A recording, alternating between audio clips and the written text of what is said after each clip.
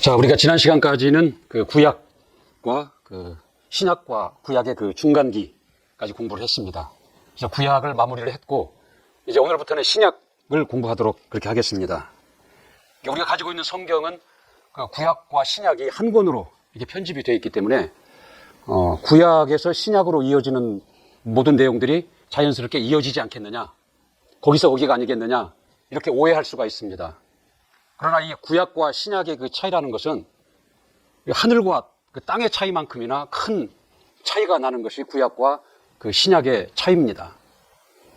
근데 많은 사람들이 말라기 다음 장을 넘기면 바로 신약, 그 마태복음이 나오거든요.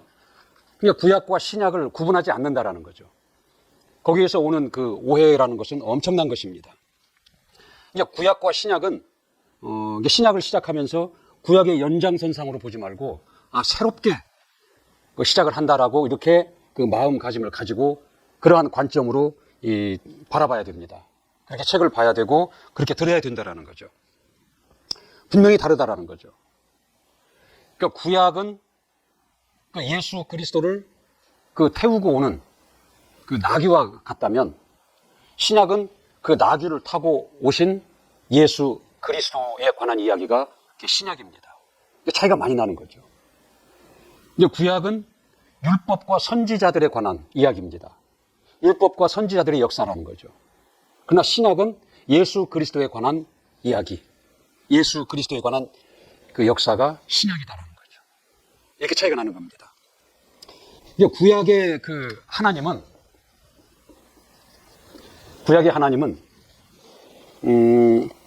그 여호와라는 하나님, 여호와라 이름하는 하나님입니다. 여호와라 이름하는 하나님인데, 실은 이게 하나님을 대리한, 여호와라는 하나님의 그 표호를 가지고 하나님을 대리한 이 천사거든요. 나중에 공부할 기회가 있겠죠.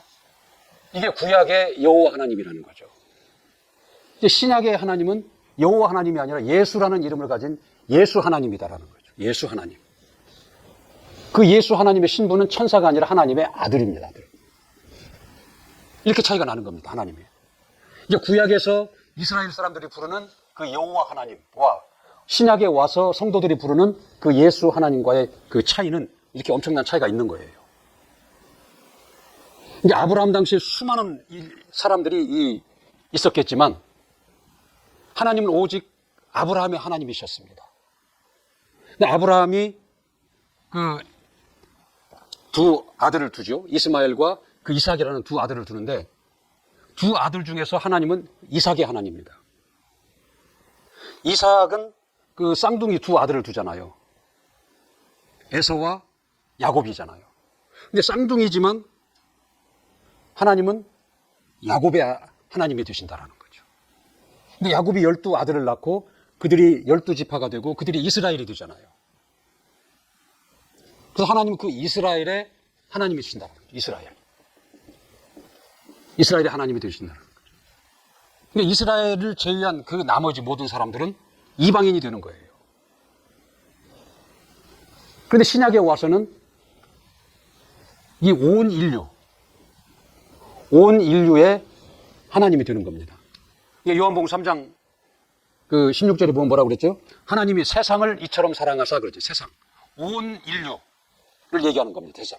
온 그 세상을 사랑하사 독생자를 주셨으니 저를 믿는 자는 누구든지 다 구원을 얻는다는 거예요. 온 인류의 하나님이 되는 겁니다. 구약의 여호와 하나님은 이스라엘의 하나님으로 국한되어 있다는 거죠.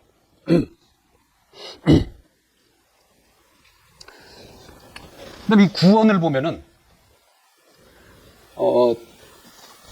여호와 이스라엘의 하나님은 그 이스라엘 그 민족, 그 히브리 민족이죠. 그들을 그 애굽으로부터 그들의 육체를 구원한 하나님이거든요. 근데 예수 하나님은 온 인류를 그 마귀로부터 우리 영혼을 구원하신 하나님이시다라는 거죠. 이게 구원에서도 이렇게 구별이 되는 거예요. 바로 왕에게 그 애굽의 바로 왕에게 압제를 당하고 있는 그들의 육체를 구원하신 하나님.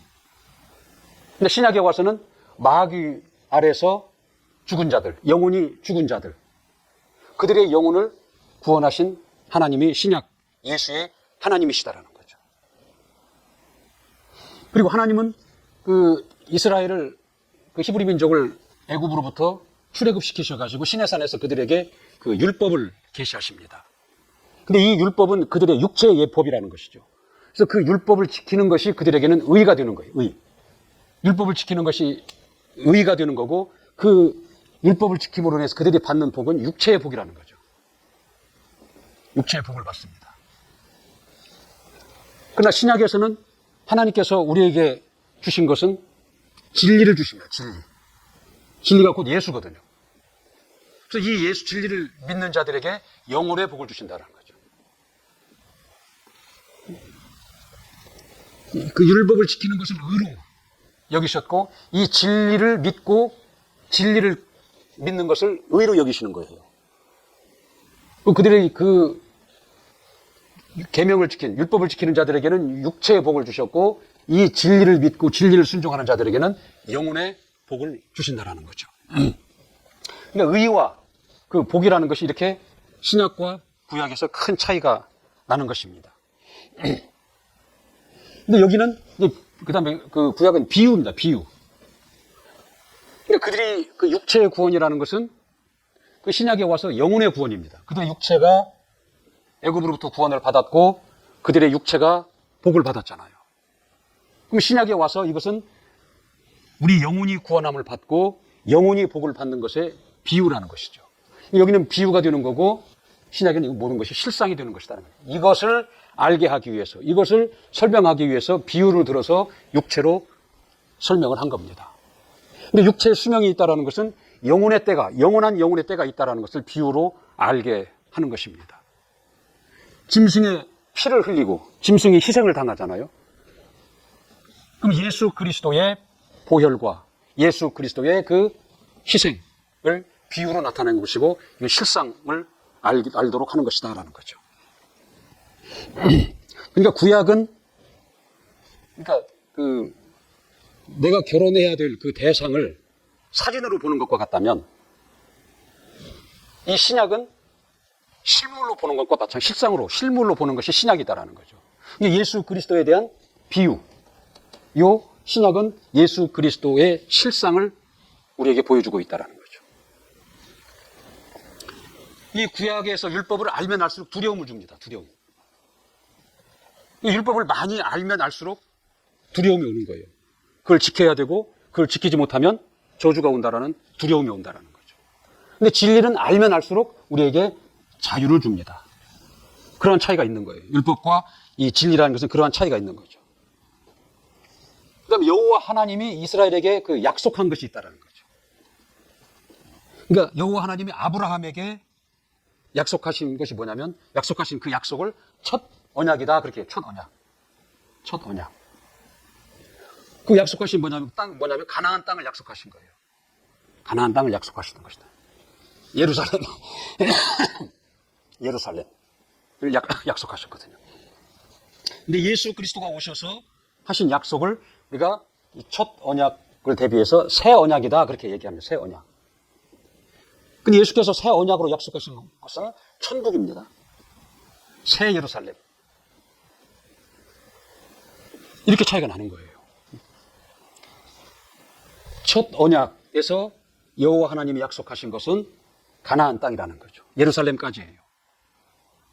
근데 새 언약에서 예수 그리스도께서 약속해 주신 것은 천국을 약속해 주셨고 새 예루살렘을 약속해 주신 것이다라는 거죠. 근데 신분으로 봐도 이 율법을, 여호와 하나님이 보낸 그 계시하신 율법을 아래 있는 자들, 그들의 신분은 종입니다. 종이고 하나님의 백성이에요. 근데 신약에서 그 예수 그리스도 안에서 진리를 믿고 진리를 순종하는 자들, 이들의 신분은 하나님의 아들이다라는 거죠. 아들. 신분이 전혀 다른 것이죠. 그리고 아들이면서 그 하늘나라를 그 유업으로 받을 수 있는 후계자가 되는 거예요. 후사가 된다라는 거죠. 그러니까 이들은 여호와 하나님의 이름을 부른다라는 거죠. 그래서 여호와 하나님을 말하는 거죠. 그러니까 여호와의 증인이에요. 여기 예수 이름을 부르고 예수를 증거하는 예수의 증인들이 된다라는 거죠. 신약에서는. 그러니까 이걸 혼돈하지 말아야 됩니다. 더 이상 그 신랑을 태우고 온 나귀, 여기에 미련을 가져서는 안 된다라는 거죠. 이제 그 나귀를 타고 오신 예수 그리스도에 관해서 관심을 갖고 거기에 집중을 해야 된다라는 거죠. 이게 구약이라는 것은 이 신약을 확인시켜주는, 신약에 나타난 예수 그리스도, 그 신랑이 어느 날 갑자기 내가 예수다, 내가 하나님의 아들이다 하고 나타나는 것이 아니라 구약에서 예언했던, 구약에서 비유했던 대로 오신 예수 그리스도. 그래서 이 예수 그리스도가 맞구나, 하나님이 보내신 메시아가 맞구나, 그 확인을 위해서 이 구약이 필요한 것이지, 지금은 더 이상 이 구약에 우리가 연연하고 이것을 믿고 이것을 여기에 관심을 가질 필요는 없다라는 거죠. 우리의 관심은 이제 이 신약으로 옮겨와야 되는 것이죠. 예수 그리스도로 옮겨와야 된다는 것이죠. 그러니까 우리가 신약을 이제 공부를 시작하면서 이 구약과 신약과의 이 차이를 분명히 알고 접근을 해야 됩니다. 그래야 혼란이 생기지 않고 헛수고를 하지 않는다는 거죠. 자, 그리고 이제 신약에 그 처음 마태, 마가, 누가, 요한복음이 있습니다. 제가 사복음서다 그렇게 얘기를 합니다. 네 권의 복음서다 그렇게 얘기를 합니다. 그 복음서, 복음이라는 것이 뭐예요? 복된 소식, 기쁜 소식이라는 말이거든요. 이제 복음은 예수 그리스도가 오셨다라는 것이 그게 복음입니다. 예수 그리스도가 오셔서 그가 하신 말씀이 복음이다라는 거죠. 예수. 이게 복음의 시작이다라는 거죠. 우리가 지금 과연 그 예수를 지금 믿는다고 믿는데, 이 예수가 그 어떤 소식보다도 나에게 과연 그 기쁜 소식, 복된 소식인가? 한번 볼 필요가 있습니다, 스스로를. 그러니까 병든 자에게 복음은 그 병을 고침받을 수 있는 방법이 있다, 치료자가 있다. 이거 같이 더 복된 소식은 없을 겁니다. 그와 같이 기쁜 소식은 없을 것이다라는 거죠.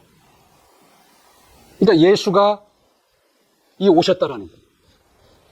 그러니까 예수가 과연 나에게 얼마나, 예수가 오신 것이 복된 소식이고 내게 그 기쁨이 되는 기쁜 그 소식인지, 그것을 우리가 이 복음서를 공부하면서 한번 스스로를 자꾸 점검해 볼 필요가 있습니다. 예수에 관한 내가 지식을 쌓는 것도 중요하지만 그보다 더 중요한 건 뭐냐면, 과연 이 예수가 나에게 정말 복음이 되느냐, 나에게 정말 기쁜 소식이 되느냐, 왜 예수가 나에게 복음이냐, 이것을 이런 그 관점으로 이 복음서를 공부하면 좋겠어요. 그래서 복음서를 끝나고 나면 맞다, 정말 예수가 나에게는 정말 복된 소식이구나, 나에게 정말 기쁨이 되는 소식이구나, 예수가 오셨다라는 소식이. 그랬으면 좋겠다라는 거죠. 그럼 이 복음서가 이게 기록된 목적이 있을 거예요. 이 복음서가 기록된 목적은 뭐냐면, 예수 그리스도, 그가 하나님이 보내신 하나님의 아들이심을 알게 하는 것입니다. 그리고 그를 믿어서 구원함을 얻게 하시는 것이 이 복음서에 그 기록된 목적이라는 거죠. 우리 요한복음 20장 한번 보시겠습니다. 요한복음 20장 30절 31절. 요한복음 20장 30절 31절 시작. 예수께서 제자들의 앞에서 이 책에 기록되지 아니한 다른 표적도 많이 행하셨으나 오직 이것을 기록함은 너희로 예수께서 하나님의 아들 그리스도이심을 믿게 하려 하며 또 너희로 믿고 그 이름을 힘입어 생명을 얻게 하려 하심이라. 이 복음서를 기록한 목적이다라는 거죠. 그 예수께서 하나님의 아들 그리스도이심을 믿게 하려 함이고 또 그를 믿어서 영생을 얻게 하려 함이라라는 거죠. 이 복음서가 기록된 목적이에요. 그리고 이 복음서가 기록된 건 뭐냐면, 그 예수 그리스도에 관해서 오해를 풀어준다는 거죠. 보는 사람마다 예수 그리스도를 다르게 말할 수 있고 틀리게 말할 수 있잖아요. 근데 이 복음서가 기록됨으로 인해서 그 예수는 이런 분이시다 라고 그 오해를 풀어줄 수 있고 잘못된 부분을 바로 잡아줄 수 있는 역할을 하는 것이 이 복음서의 역할이다라는 거죠. 이 복음은 온 인류, 율법과 다르게 온 인류에게 주신 소식이에요. 여호와 하나님이 이스라엘에게 주신 그 율법은 이스라엘에 국한된 하나님의 말씀입니다. 하나님의 계명이다라는 거죠. 그러나 이 복음은 온 인류에게 하나님이 세상을 이처럼 사랑하사, 이 세상, 온 인류를 말합니다. 세상을 사랑하사 독생자를 주셨다라는 거죠. 그래서 저를 믿는 자마다 멸망치 않고 영생을 얻게 하시느니라 그랬거든요. 그래서 율법은 전파하라, 율법을 전해라 이런 얘기는 없어요. 그러나 이 복음은 전파하라, 전해라, 이웃에게 알게 하라 그러거든요. 율법은 이스라엘에게 한정되어 있기 때문에 그걸 전파할 필요가 없는 거예요. 자기들끼리 계속 그냥 이어받으면 되는 것이다라는 거죠.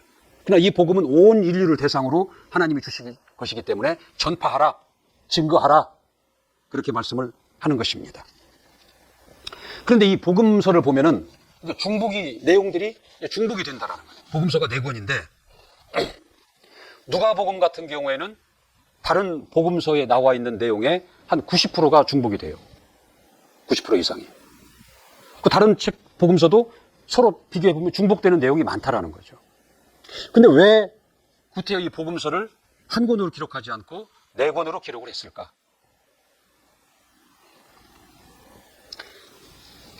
이 같은 부분들이 있고 다른 부분들이 거기에 또 있는 거죠. 이 같은 내용이 있다는 것은 뭐냐면 이 모델이 누구예요? 그 예수라는 모델이거든요. 이 한 모델을 봤기 때문에 같은 부분들이 계속 나오는 거예요. 이 사람이 본 것 봐도 저 사람이 봐도 또 다른 사람이 봐도 모델이 하나이기 때문에 같은 부분이 나올 수밖에 없다라는 거죠. 그래서 이 예수에 관한 출생으로부터 그의 성장, 그가 하신 말씀, 그가 행하신 일들, 그가 유대인들로부터 배척을 당하잖아요. 배척을 당하시고 결국은 죽으시잖아요. 그리고 그가 다시 부활하신다라는 거죠. 이 내용을 기록한 책이 복음서예요. 그러니까 한 모델을 놓고 이런 내용을 기록하다 보니까 공통된 부분들이 나올 수밖에 없다라는 거죠. 그래서 이 사복음서를 보면 중복되는, 여기서 나온 얘기가 다음 책에서도 나오고 또 그 다음 책에서 나오고 중복돼서 나온다라는 거죠. 그런데 왜 이 4권으로 복음서가 되어 있을까? 이게 중복되는 부분이 있지만 다른 부분이 있다라는 거죠. 그건 뭐냐면 모델이 달라진 것이 아니라 모델은 한 모델인데 방향이 달라진 겁니다. 이게 마태 복음을 기록한 마태는 예수님에 대해서 이쪽 부분에서 본 겁니다. 누가복음을 기록한 누가는 또 다른 부분에서 예수를 바라본 거예요. 요한은 또 다른 복음에서 다른 방향에서 예수를 바라본 것이다라는 거죠. 근데 보는 방향에 따라서 다르게 이쪽에서 보이지 않는 부분을 기록하고 있다라는 거죠. 그래서 이 복음서가 4권으로 되어 있는 것은 그 예수 그리스도에 관해서 완전하게 묘사가 되는 것이다라는 거죠. 여기서 이 방향에서 보면 이쪽은 안 보입니다. 그럼 이 사람은 이쪽에서 기록하고 이 사람은 이쪽에서 기록함으로 인해서 서로 보완을 하는 거예요. 정면에서 보는 사람은 뒷면이 보이지 않는다라는 거죠. 그러면 정면에서 보는 사람과 뒷면에서 보는 사람이 서로 보완적인 역할을 해가지고 이 모델을 앞뒤 전후로 온전하게 묘사해낸다라는 거죠. 그래서 복음서가 4권으로 이렇게 되어 있는 거예요. 그러니까 마태는 이 예수라는 모델을 볼 때에 예수 그리스도 그는 왕이시다, 왕으로 오셨다, 그런 방향으로 본 거예요. 근데 마가는 그는 고난의 종으로 오셨다, 그가 온 인류를 위해서 자신을 내어줄, 대속제물로 내어줄 고난받는 고난의 종으로 오신 분이시다, 그런 방향으로 본 것이다라는 거죠. 누가는 그는 사람이다, 사람. 사람이지만 신이신 하나님이신 분이시다. 그런 방향으로 본 것이다라는 거죠. 그러니까 요한은 그는 하나님의 아들이다. 사람으로 오신 하나님의 아들이다. 이렇게 묘사를 하고 있다는 거죠. 그래서 각자가 보는 방향을 놓고 기록함으로 인해서 예수 그리스도에 관해서 빈틈이 없이 다 묘사될 수 있도록 그렇게 했다라는 거죠. 근데 이 사복음서 중에서 마태, 마가, 누가 이 세 복음서를 공관복음이다 그렇게 얘기합니다. 공관.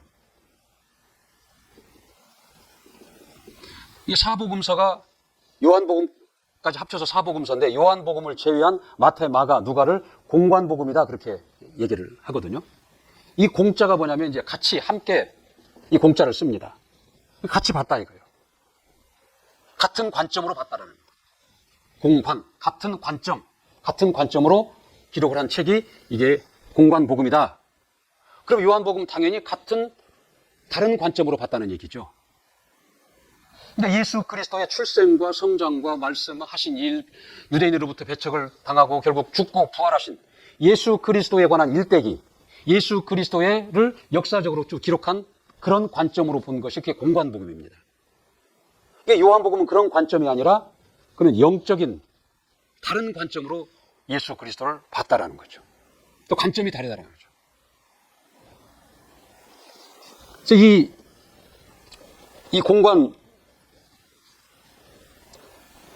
공관복음은 그러니까 같은 모델을 놓고 같은 관점으로 봤기 때문에 이 마태복음 같은 경우에는 그 나머지 두 공관복음이 있잖아요. 마가복음, 누가복음에 나오는 8% 정도가 같은 내용에 중복이 된다고 그래요.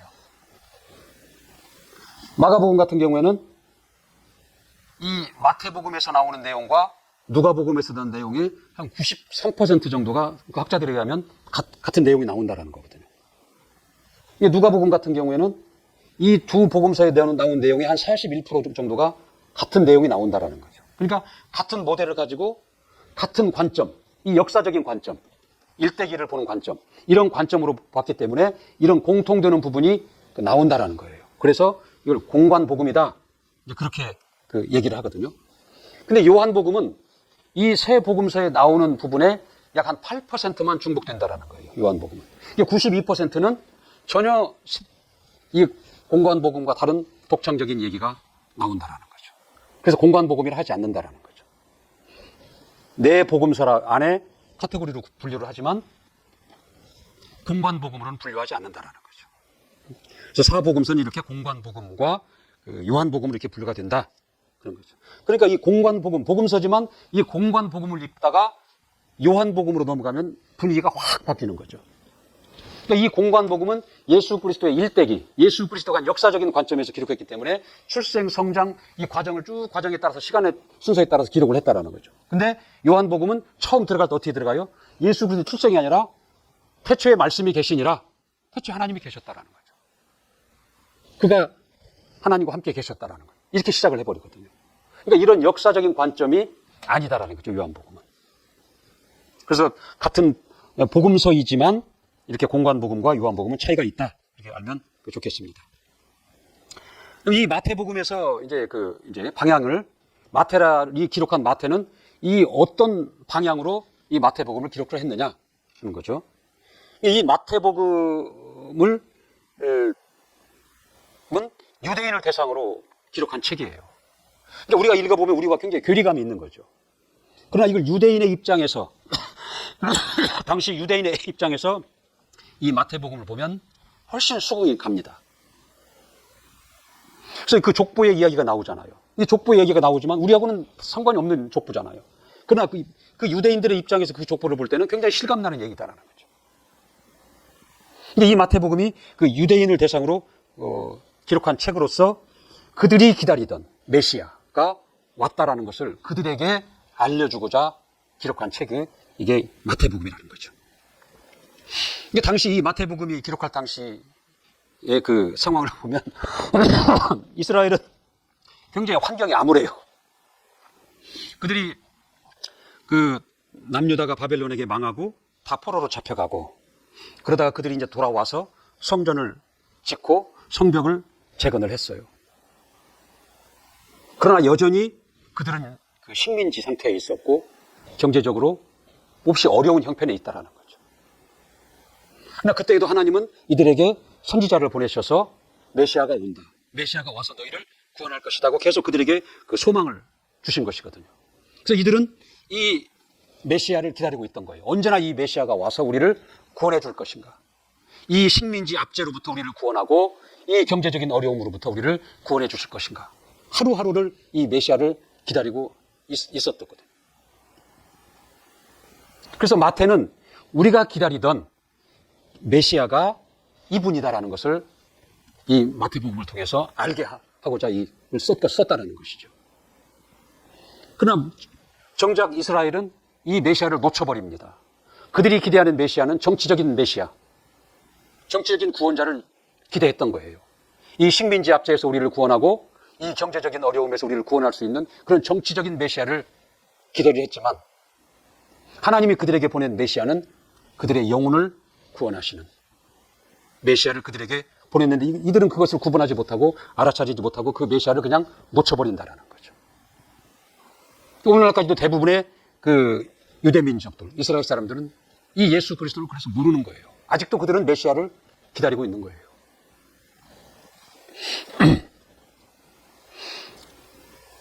이 마태복음에서 강조된 그 메시아는 그 이스라엘이 기다리고 있던 구원의 왕으로 그걸 강조하고 있다는 거죠. 그리고 이 마태복음이 또 강조하고 있는 건 뭐냐면 구약의 예언을 쫓아서 오셨다, 이 메시아가. 어느 날 갑자기 짠 하고 나타나서 내가 메시아다라고 하는 게 아니라 구약의 예언을 그대로 응해서 오신 메시아가 맞다. 그것을 자꾸 증명하려고 한다라는 거죠. 이게 구약을 성취해서 오신 예수 그리스도. 근데 이 내용이 많이 나와요. 이게 처녀의 몸에서 나시고 그 이름을 임마누엘이라 하리라. 이게 이사야서 7장 14절에 보면 나오거든요. 근데 마태복음 1장 23절에 보면 그대로 이루어진 거예요. 이게 구약에서 예언한 것이 신약에서 그대로 성취됨으로 오셨다라는 거죠. 그는 베들레헴에서 난다. 이 미가서 5장 2절에 보면 이스라엘의 메시아는 베들레헴에서 출생을 해야 되는 거예요. 그런데 마태복음 2장 6절에 그는 베들레헴에서 출생을 하셨거든요. 근데 이렇게 구약에서 예언한 것을 그대로 성취했다. 예언을 성취하고 오셔서 이분이 예수 우리의 메시아, 우리가 기다리는 메시아가 맞다라는 것을 계속 강조하고 있다라는 거죠. 이 책에서. 이게 이사야서 53장 4절 5절에 보면은 그가 우리의 병을 담당하셨다라는 거거든요. 그렇게 예언을 해요. 근데 마태복음 8장 17절에 보면 예수께서 채찍에 맞으심으로 우리의 그 병을 담당하셨다라고. 그대로 응해진다라는 거죠. 이게 우연히 채찍을 맞은 게 아니라 이 이사야 선지자가 예언한 그 예언을 이루시기 위해서 채찍을 맞으시는 겁니다. 이렇게 예언을 따라서 예언을 성취함으로 오셨다. 그가 우리의 메시아가 맞다. 그걸 계속 설명하고 있다라는 거죠. 이 마태복음에서. 그러니까 이 마태복음을 보면은 그 다른 복음서에 나오지 않는 표현이 있어요. 그게 뭐냐면 주께서 선지자로 하신 말씀을 이루려 하심이니, 주께서 선지자로 하신 말씀을 이루려 하심이니, 이런 구절이 9번이나 나온다고 그래요. 그러니까 선지자들의 예언을 쫓아서 오신 예수 그리스도를 지금 강조하고 있는 거예요.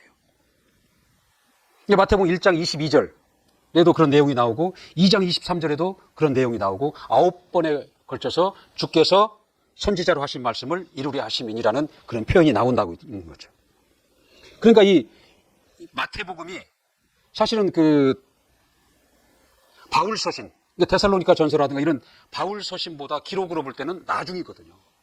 근데 신약 성경의 맨 첫 장에 처음으로 이 마태복음이 나온 것은 그런 의미가 있는 거예요. 구약과 신약을 연결시켜주는 그런 교량적 역할을 해준다는 거죠.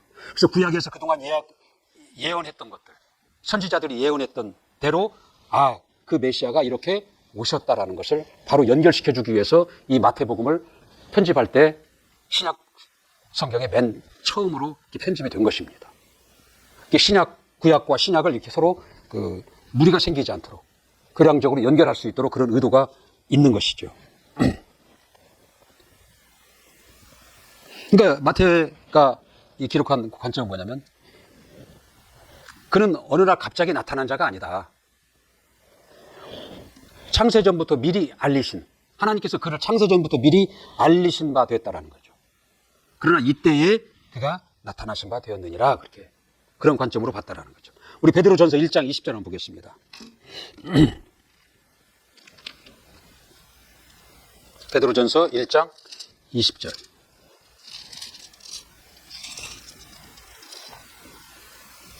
베드로전서 1장 20절 시작. 그는 창세전부터 미리 알리신 바 된 자나 이 말세에 너희를 위하여 나타내신 바 되었으니, 그랬거든요.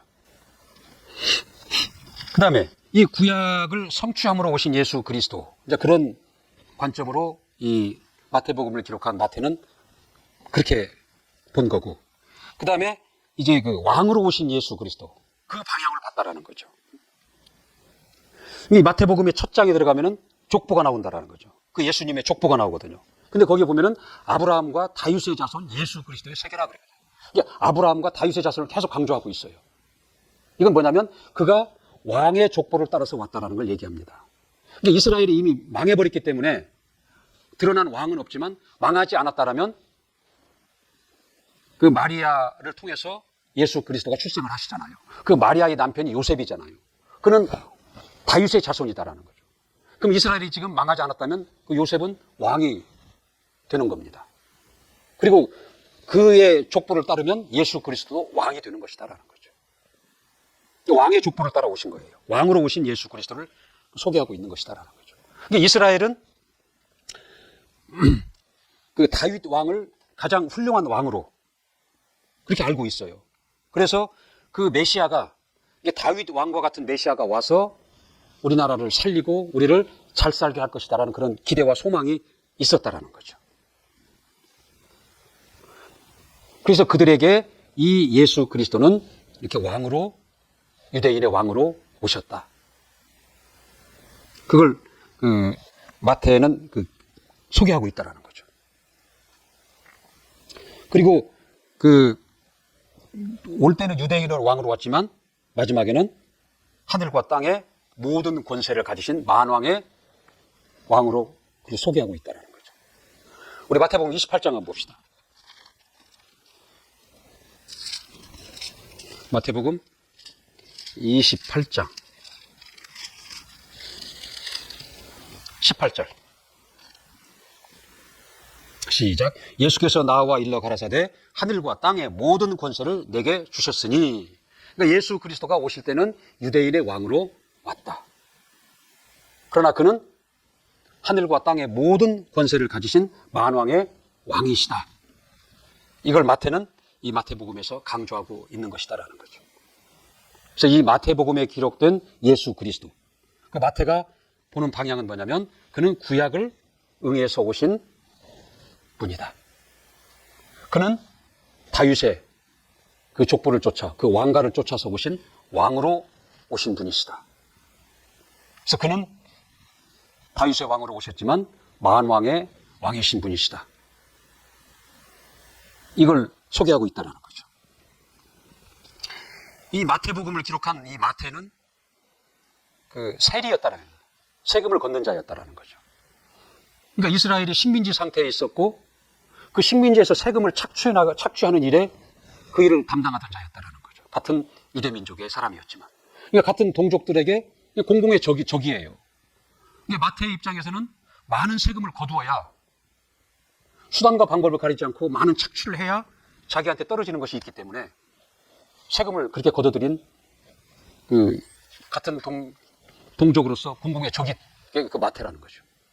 그러나 마태는 이 예수 그리스도, 그러니까 본인이 죄인인 것을 알고 있었어요. 항상 내가 나쁜 짓을 하고 있고 죄를 짓고 있구나 알고 있었다는 거죠. 근데 그것이 항상 마음의 부담이었는데 예수 그리스도가 죄인을 부르러 오셨다, 그 얘기를 들은 거예요. 그 복음을 그 마태는 들은 것이다라는 거죠. 그래서 누가복음 5장 28절에 보면은 모든 것을 버리고 쫓으니라 그랬어요. 죄인을 위해서 오셨다라는 그 복음을 듣고 마태는 모든 것을 다 버려버리고 그 예수를 쫓은 것입니다. 이 복음의 힘이거든요. 우리에게도 이 예수 그리스도가 오셨다라는 것이 정말 이런 것을 닿아야 맞는다라는 거죠. 우리에게. 그럼 예수 그리스도, 우리가 지금 가지고 이걸 가장 가치 있게 여기는데 이보다 더 큰 가치 있는 것을 발견하면 이걸 버리거든요. 이걸 놔두고 이걸 쫓아갑니다. 근데 우리에게 과연 예수 그리스도가 어떠한 가치를, 얼마만큼의 나에게 있어서 중요함을 차지하고 있는지 우리 각자 한번 자신을 쳐다볼 수가 있어야 돼요. 그래서 예수 그리스도가 오신 것이, 그 복음이 과연 내게 무슨 의미가 있느냐, 내게 얼마만한 가치가 있는 일이냐, 우리가 한번 우리 스스로 진단해 볼 필요가 있는 겁니다. 그래서 정말 예수가 내게 기쁜 소식이 되어야 된다는 거죠. 과연 예수가 나에게 정말 기쁜 소식인가? 내게 복음인가?